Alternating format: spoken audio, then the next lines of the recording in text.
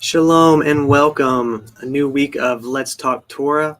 So glad you're joining me today. I hope you had a wonderful Shabbat, received the rest and restoration that we all diligently seek in that wonderful day. So thank you for joining in today, if you're live or if you're going to be tuning in later on. If you are new to our channel, be sure to subscribe and like. We would love for you to come back. We have lots of different shows bringing content all week long, some daily, some weekly. So thankful that you are here today. Hope that you can be blessed by this. I am going to be going over both the Haftarah and the Besorah portion today. So let me get my PowerPoint shared and we will dig in, starting with Isaiah 60, 1 through 22.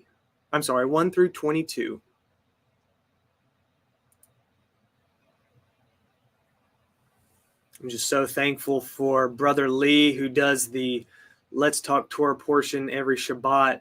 Usually he has multiple chapters to go through and brings us such deep insight. I know just digging into these 22 chapters, it took some time. So I know he puts in quite a bit of effort and time to bring us those presentations, as well as everyone else throughout the week that has content to share. Just so thankful for everyone here at Heart of the Tribe and the time that they put in. All right, let's get going. So like I said, this is Isaiah 60. I'm going to start in verse 1. Arise, shine, for your light is come, and the glory of yahuah is risen upon you. Zion cannot shine with her own light, for she has no light of her own, having preferred to walk in darkness. Through all the years of captivity, they're just down on themselves. They felt forsaken. Of course, they were not following Yah, following false idols, so they have walked through this darkness. Isaiah is addressing Yah's people to awake and rise from a state of darkness and mourning and enter into a state of light and happiness. The people that walked in darkness have seen a great light. They that dwell in the land of the shadow of death, upon them has the light shined. That's in Isaiah 9, verse 2.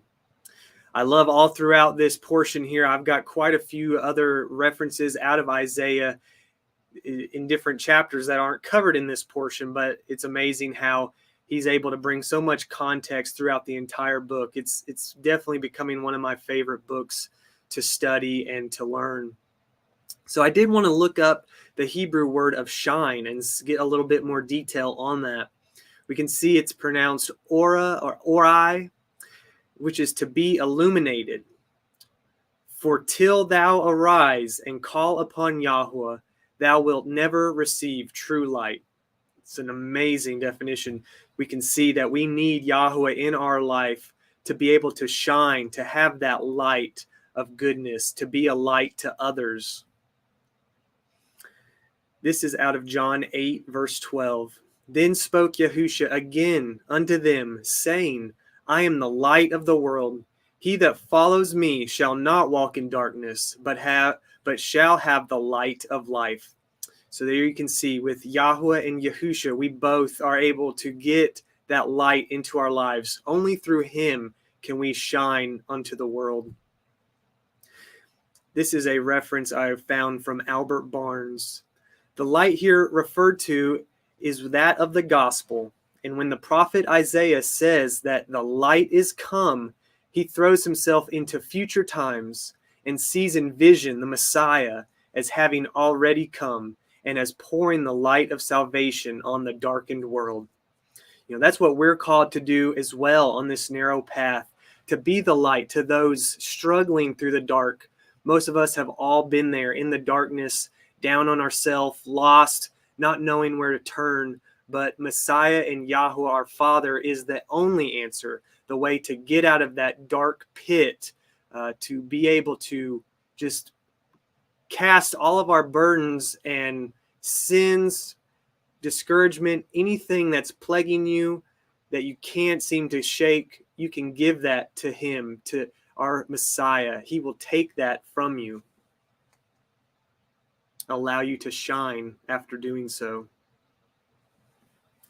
Verse 2, for behold, the darkness shall cover the earth, the gross darkness the people. But Yahuwah shall rise upon you, and his glory shall be seen upon you. I was curious what it meant by gross darkness, a striking emblem of ignorance, error, sin, guilt, misery, or danger. I'm sure we all have been in a gross darkness in our life, experienced one or multiple of these descriptions here. So just having that light shine upon us is so important, as well as to give that light off to others. Isaiah 59:9, therefore is judgment far from us, neither does justice overtake us. We wait for light, but behold obscurity, for brightness, but we walk in darkness. They're searching for that. They're wanting that light. They're just overcome with their own fleshly emotions. They're feeling forsaken, lost, left alone. They need that light that Yahuwah, their Father, offers. Ephesians 5:8. For ye were in time past darkness, but now are ye light in Yahuwah. Walk as children of light. I love that verse. And this was a great saying from yhvh. I thought this was a very great insight. Man is not in a world of darkness, but blind in a world of light. All he needs is the opening of that spiritual eye, that the light may be seen. The light is here. We just have to welcome it into our lives. A room full of darkness cannot be that way if there is light. The light always conquers the darkness. So just remember that the light will always overpower the darkness in your life and others. Verse 3, and the other nations shall come to your light, and the kings to the brightness of your rising. When Yah lifts up his glorious light over Israel, the Gentile nations, as well as their kings, will see it and be attracted to the light of Israel's rising and want to participate in the blessing of the gospel. This will be fulfilled in the millennial kingdom of Yahusha, when Israel is lifted up among all nations. We all know how inviting and infectious that light can be. When we see it in others, we just want to gravitate to it. I can only imagine the light that Yahusha emitted as he walked this earth. The disciples just dropped everything they had and were doing and followed him. That light he must have emitted was like a fly or a bug is attracted to a light. That's a horrible analogy, but there's something about that light that just wants to bring you closer to them. Isaiah 42:6. I, Yahuwah, have called you in righteousness, and will hold your hand, and will keep you, and give you for a covenant of the people, for a light of other nations. Verse 4. Lift up your eyes round about, and see. All they gather themselves together, they come to you. Your sons shall come from afar, and your daughters shall be nursed at your side. We can see carried at the hip was an Eastern tradition of carrying young children. The nurses who bring back the children are representing those heathen nations. Isaiah 49:22. Thus says Adonai Yahuwah, behold, I will lift up my hand to those other nations and set up my standard to the people, and they shall bring your sons in their arms, and your daughters shall be carried upon their shoulders. Verse 5. Then you shall see the flow together, and your heart shall fear and be enlarged, because the abundance of the sea shall be turned back unto you. The forces of the other nations shall come unto you. Jerusalem would look with deep interest on that great multitude that would be converted to her, and that the effect would be to cause their heart to overflow with joy. As I was looking into this verse, your heart shall fear and be enlarged. That wasn't a negative thing. It was that the heart was beating rampant, that it was full of joy, being enlarged, just exceedingly big. I thought that was a neat way of putting it. Jeremiah 33:9. And it shall be to me a name of joy, a praise and an honor before all the nations of the earth, which shall hear all the good that I do unto them, and they shall fear and tremble for all the goodness and for all the prosperity I procure unto it. Nearly all the wealth that was imported by Solomon and others to Judea came from beyond the sea, and that it was natural to speak of such places as abounding in riches. There will be great prosperity and glory when all the land should come under the influence of the truth. Thank you for everyone joining in. I'll go through these comments. We see my wife Lee, brother Lee, Kat, Nina, Jeanette, Jen. So glad you're here. I hope this message blesses you. Rin 1010, so good to see you. Picking up in verse 6. The multitude of camels shall cover you, the dromedaries of Midian and Ephah, all they from Sheba shall come. They shall bring gold and incense, and they shall flow forth the praises of yahuah. I was curious what this dromedaries is. I probably need to research and figure out how to actually pronounce it correctly as well. But it was interesting. It's a smaller sort of camel with only the one hunch, but they are known for their swiftness in running. I don't know if this is an accurate statement, but it is said by the Arabs that they will run as far in one day as their best horses will do in 9, and that they can endure the want of water for 4 days.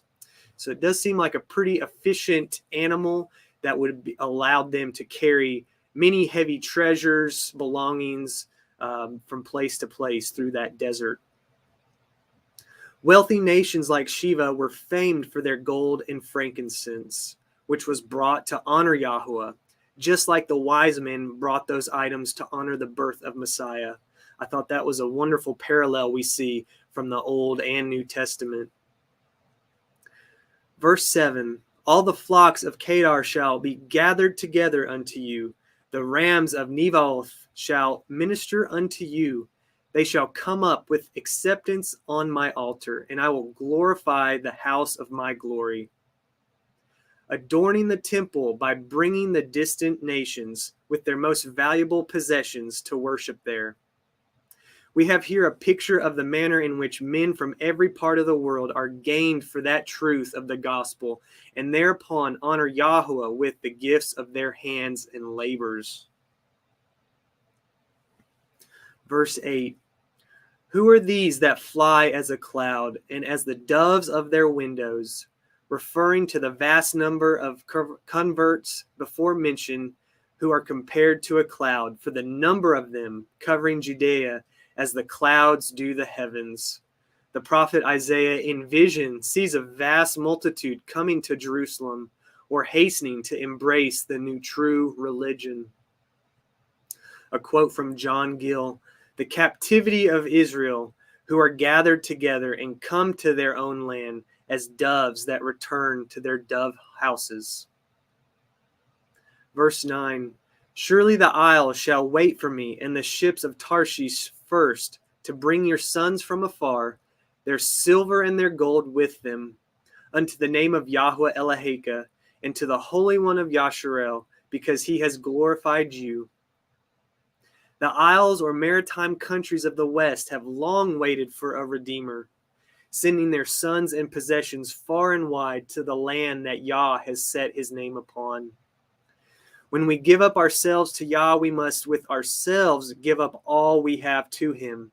If we honor him with our spirits, we shall honor him with our substance.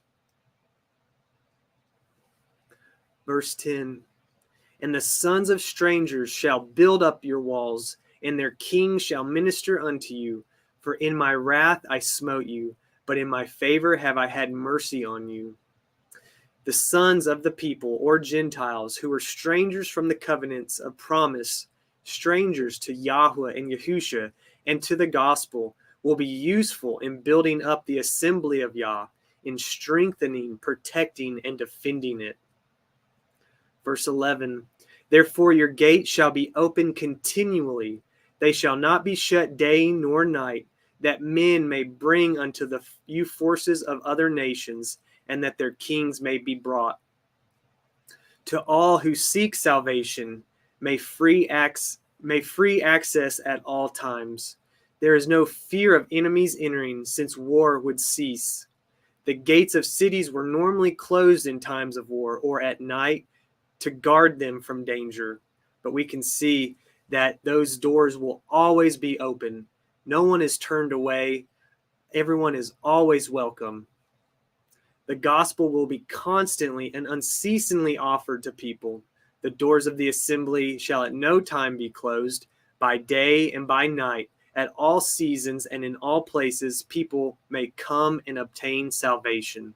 That's a wonderful promise. There's no hours of operation. It's open day and night, 24/7. Just a wonderful thing to know that it's always there, waiting for us to seek it out. Verse 12, for the nation and kingdom that will not serve you shall perish. Yea, those nations shall be utterly wasted. Anyone that does not obey Yah, it is true that they shall be utterly destroyed. This is certainly one reason why sinners hasten to embrace the Savior. It's important to have a healthy dose of the fear of yahuah. The verb here, wasted, applies strictly to the lands rather than to the people. And I found a verse here in Zechariah 14:17 to help back this up. And it shall be that whoso will not come up of all the families of the earth unto Jerusalem to worship the King, Yahuwah Sebaoth, even upon them shall be no rain. So we can see that those lands will suffer with famine, be desolate of death and destruction, with no rain, no crops to survive. Verse 13, the glory of Lebanon shall come unto you, the fir tree, the pine tree, and the box together, to beautify the place of my sanctuary, and I will make the place of my feet glorious. This is considered as imagery. The representation is that the barren hills which stand about Jerusalem shall in the new state of things be decked with tall and beautiful forest trees, all the wooded scenery of Lebanon being transported to southern Palestine, so as to encompass the city of Yah with a garden as delightful as that of Eden. The place of Yah's feet, or his footstool, was in ancient times the temple. This was his rest, where he had chosen to put his name, where in a special sense yahuah dwelt between the cherubim over the mercy seat. In 1 Chronicles 28:2, then David, the king, stood upon his feet and said, hear me, my brethren and my people. As for me, I had in my heart to build a house of rest for the ark of the covenant of Yahuwah and for the footpath of our Elohim. And he made ready for the building. Verse 14, the sons also of them that afflicted you shall come bending unto you, and all that despised you shall bow themselves down at the soles of your feet, and they shall call you the city of Yahuwah, the Zion of the Holy One of Yasharel.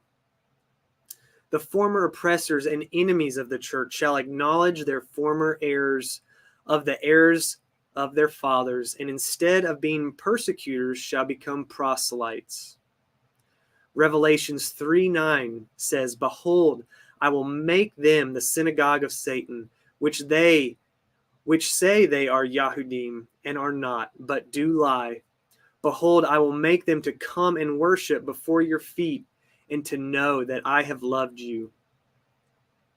Verse 15, whereas you have been forsaken and hated, so that no man went through you, I will make you an eternal excellency, a joy of many generations. So we can see that Zion is at once a city and a wife.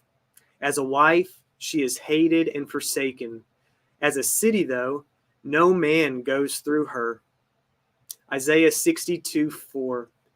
You shall no more be termed forsaken, neither shall your land any more be termed desolate, but you shall be called Sepsi-Baal, and your land Beulah, for yahuah delights in you, and your land shall be married. Another wonderful promise. Verse 16, you shall also suck the milk of the other nations, and shall suck the breast of kings.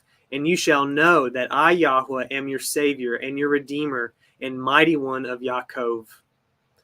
This expression means whatever is valuable and rich, which they possess, shall contribute to the advancement of the true religion. Deuteronomy 33:19. They shall call the people unto the mountain. There they shall offer sacrifices of righteousness, for they shall suck of the abundance of the seas and of treasures hid in the sand. Verse 17.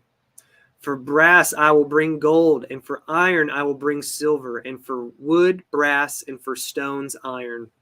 I will also make your officers peace, and your exactors righteousness. Thy poverty shall be turned to riches. All things shall be altered for the best.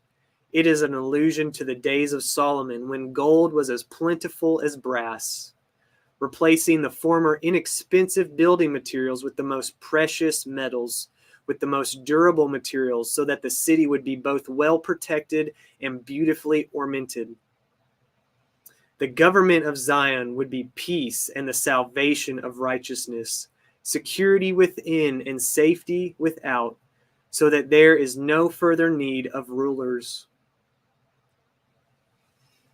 Verse 18. Violence shall no more be heard in your land, wasting nor destruction within your borders, but you shall call your walls Yeshua, and your gates praise.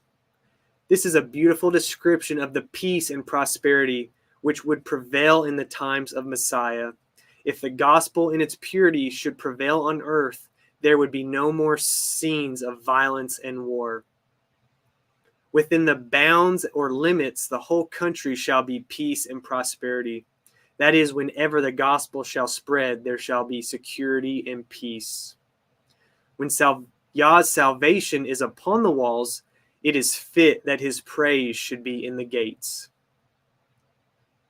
And that's just a great analogy of even in our own bodies. You know, when we are full of salvation, when we are full of Yah in our walls, we are full of praise. I love that verse. Or that saying, I'm sorry, it's not a verse.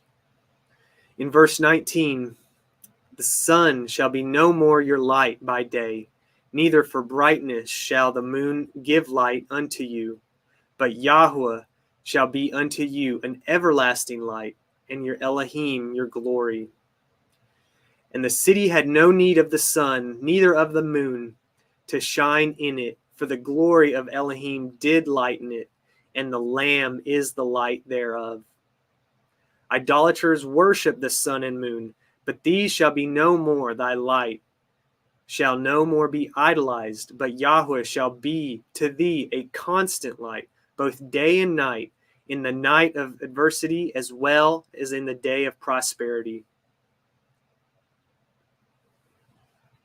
Verse 20, your sun shall no more go down, neither shall your moon withdraw itself, for Yahuwah shall be your everlasting light, and the days of your mourning shall be ended. Truth should reign on the earth, and there never would be a time when the light of salvation would be extinct. There never would be a time when the sun of righteousness would not shine, or when the world would be wholly deprived of the illumination of his beams. Such a wonderful thought. I know in New Jerusalem, there will be no sun, no moon, but the light that shines on us will be of our Father yahuah, when we finally get to see his face shining upon us, brighter than the sun or moon could ever do. Such a glorious, beautiful image. Verse 21, your people also shall be all righteous. They shall inherit the land forever, the branch of my planting, the work of my hands, that I may be glorified. Thy people that shall inherit this new Jerusalem shall all be righteous, all justified by the righteousness of the Messiah, all sanctified by his Spirit. All that people, that Jerusalem, must be righteous, must have that holiness within them, which no man shall see yahuah. In much of this book, Isaiah prophecy speaks from before the time of the Babylonian captivity and exile to the time of the exile. To those deprived people of Yah, he points them to a day when they shall inherit the land forever. Isaiah 66:22 says, for as the renewed heavens and the renewed earth, which I will make, shall remain before me, says yahuah, so shall your seed and your name remain. In the last verse we have today, verse 22, a little one shall become 1,000, and a small one a strong nation. I, yahuah, will hasten it in his time. The people then small in number would be greatly increased by the ascension of the Gentile world. And there was a fixed appointed time for Messiah's first coming, so there is for his second coming. Acts 1:7. And he said unto them, it is not for you to know the times or the seasons, which the Father has put in his own power. Just an amazing verse to know that we will not know that time or day. We must be ready at all times for that second coming, because when the trumpet sounds, we won't have that second chance. Right now is our second chance to turn from our worldly lives, to turn from the world, to cast away our idols, the abominations that we commit on a daily basis, to repent, ask for the forgiveness, because our Messiah who died on that cross died for you and me, that we can have everlasting life, hope, and salvation through him. He is the door to our Father yahuah. I love every time we go through Isaiah. It's just such an amazing scripture. Sometimes it's hard to get an understanding, so I do rely on commentary to help me as I dig through these verses, just to get a better understanding. Isaiah was such a wise prophet that clearly was able to see into a future time of when the Messiah was on this earth and possibly when he was coming again. So I just, so important to be ready for that second time. We don't want to be too late and miss that opportunity. So I am just going to read through the Besorah portion. I know we're changing it up a little bit here. I do also, I want to keep the Besorah on our weekly reading. I know we used to do it on Wednesday. I may keep it here on Sunday. I love the portions, and I think that it is a blessing to have that. So I'm just going to read through it this week. If you want to follow along, I've got it up on eSword. All the scriptures are out of the Sefer. I just love that translation. The true names that have been substituted, or should I say put back where they belong. I feel like it's such an easy, smooth read. Not as many thee and thous for me to get tongue-tied on. It's just a beautiful wording. And so I do read all of my scriptures from the Sefer. This Besorah portion is going to be out of Luke 23:26 through 56. And it's actually picking up where we left off last week with the crucifixion of Yahusha.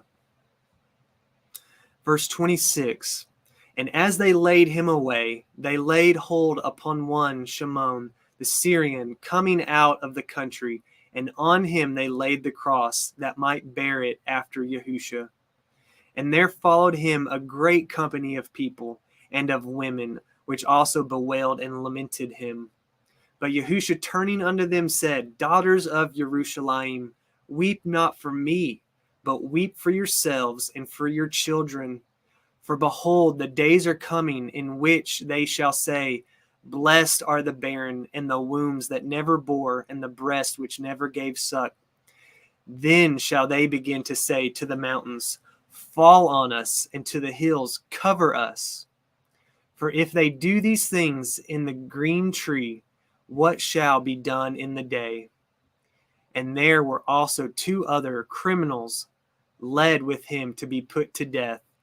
And when they were come to the place which is called Calvary, there they crucified him and the criminals, one on the right hand and one on the other, on the left. Then said Yahusha, Father, forgive them, for they know not what they do. And they parted his raiment and cast lots. And the people stood beholding, and the rulers also with them derided him, saying, He saved others, let him save himself, if he be the Hamashiach, the chosen Elohim. And the soldiers also mocked him, coming to him and offering him vinegar, and saying, If you be the king of the Yahudim, save yourself. And the superscription also was written over him in letters of Yavin and Latin and Ivrit, that is, the king of the Yahudim. And one of the criminals which were hanged railed on him, saying, If you be the Hamashiach, save yourself and us. But the other answering rebuked him, saying, Do not you fear Elohim, seeing you are in the same condemnation. And we indeed justly, for we receive the due reward of our deeds. But this man has done nothing amiss. And he said unto Yahusha Adonai, Remember me when you come into your kingdom. And Yahusha said unto him, Amen, I say unto you today, you shall be with me in paradise. And it was about the 6th hour, and there was a darkness over all the earth unto the 9th hour. And the sun was darkened, and the veil of the temple was rent in the midst. And when Yahusha had cried with a loud voice, he said, Father, into your hands I commend my ruach. And having said thus, he gave up his ruach. Now when the centurion saw what was done, he glorified Elohim, saying, Certainly this was a righteous man. And all the people that came together to that sight, beholding the things which were done, smote their breasts and returned. And all his acquaintance and the women that followed him to Galilee stood afar off, beholding these things. And behold, there was a man named Joseph, a counselor, and he was a good man and a just. The same had not consented to the counsel and deed of them. He was a Ramah, the city of Yahudim, who also himself waited for the kingdom of Elohim. This man went unto Pilate and begot the body of Yahusha, and he took it down and wrapped it in linen and laid it in a sepulchre that was hewn in stone, wherein never before was laid. And that day was the preparation, the Sabbath drew on. And the woman also, which came with him from Galilee, followed after, and behold the sepulchre and how his body was laid. And they returned and prepared spices and ointments and rested the Shabbat according to the commandment. Such a beautiful part of our Besorah. It's hard to read, but what beauty lies within that. We see that Joseph, there's many discussions that I've come across where Joseph was actually a close family member to the Messiah. That would be one reason why he was actually allowed to have the body of Messiah, to bury him in his own personal tomb. You can see that he actually was willing to make himself unclean by first going to ask Pilate, a pagan, for permission to have the body of Messiah, then made himself unclean as well by touching the dead body, to bury him, to wrap him in that linen in his own tomb that would never again be used. So beautiful. And I know in Let's Talk Torah yesterday, me and Lee were talking, and he brought up a wonderful parallel. We have discussed the different parallel and comparisons between Moshe and Yahusha, between the Old and New Testament. And one that we both had really not thought of was in Exodus 17, as they are fighting the army of Amalek. Moshe, in verse 12, Moshe's hands were heavy, and they took a stone and put it under him, and he sat thereon, and Aaron and Hur stayed up his hands, the one on one side and the other on the other side, and his hands were steady until the going down of the sun. And we know that when his arms were raised up, that the army, that Yahusha, the son of Nun, they were victorious. And we can see that symbolism of his arms being raised would be just like what people saw of Yahusha up on the hill, on the cross. Those people down in the battle would see that parallel of what looked like Yahusha on the cross, with then the two on the side acting as the criminals on the right and the left. I just thought that was amazing when Lee brought that up yesterday. Such a wonderful comparison. That is all I have for today. Thank you so much, everybody, for joining me today. I hope it was a blessing. It blesses me each and every week that I get an opportunity to come on and speak the words of Yah. I don't ever want to speak the words of myself. I always ask that Yah put his words in my mouth for those that need to hear it. I'm so grateful to be able to do this, to spend the time to dig into his word, to get a deeper understanding. I know that's what all of you want, and that's why you are here. So please join us again. We have many more shows coming this week on Heart of the Tribe. We do lift up and pray for all those in the group and our community that have been under the weather, that have been dealing with sickness. We ask that Yah restore you back to health, that you come back stronger than ever, and that you can join us again here soon. Thank you so much, everybody. Shalom. I hope you have a wonderful week. We'll see you again.